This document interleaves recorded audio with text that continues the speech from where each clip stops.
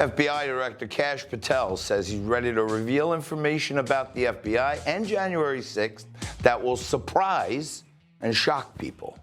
Patel saying people have had questions about January 6th and whether or not there were FBI sources, not agents, sources on the ground during January 6th. I told you I would get you the definitive answer to that, and we have. We're in the process, again, of working with our partners to divulge that information. It is coming.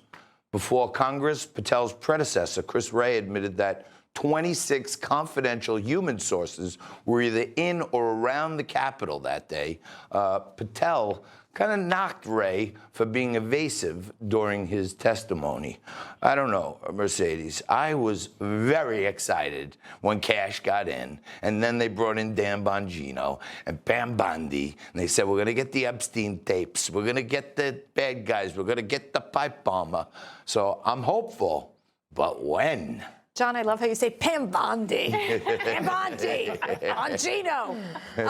Look, it takes time. They need to review through these investigations, and I know that there's a sense of urgency, and you have a lot of people in the social media space saying, let's get the answers immediately, let's get them now. It's interesting because on the Epstein issue, Patel came out and said, no, it was a suicide. So that's something that I think caught folks by surprise. I think on January 6th, people are eager to know what happened, what exactly happened that day, who was involved. We know that the Democrats and the special committee for January 6th really created this reality show fiasco, one-sided view on what was going on when Nancy Pelosi failed to protect and provide security for the Capitol. So, I think that what I like about where this is heading is that we're seeing transparency and accountability that's very different from Joe Biden and his team that, seem to have hidden the evidence. Well, Kash did not stop there. But wait, there's more. Patel also ripped into another one of his predecessors, James Comey, for his 8647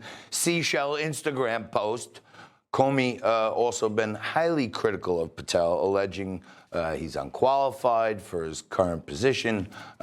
Patel, he says, if he wants to come after me, no problem. I've been living rent-free in that guy's head for years, and that's just a bonus. Do you know how many copycats we've had to investigate as a result of that beachside venture from the former director? Patel going on, he says, you know how many agents I've had to take offline from chasing down child sex predators and fentanyl traffickers, terrorists, because everywhere across this country, people are popping up on social media and think of a threat to the life of a president of the United States as a joke. And they could do it because the former FBI director did it. Jason, I see a lot of times they go to you last, and then you get the pot shot, all the things we say. So now you go first. All right, what do you got?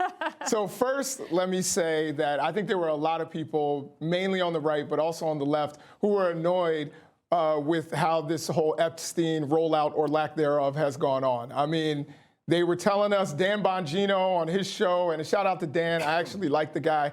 He was, saying, oh, there's something there, I'm gonna, and then he gets in the position and everybody thinks something's gonna come out.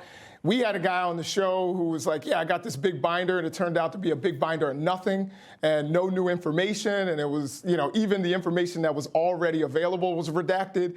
I mean, I think that there are a lot of people who are annoyed, and I think that a lot of what he's doing right now is red meat for that, crowd who's a little upset that, we haven't gotten any answers on the Epstein front. Now, again, with the 8647, and I'm no fan of James Comey.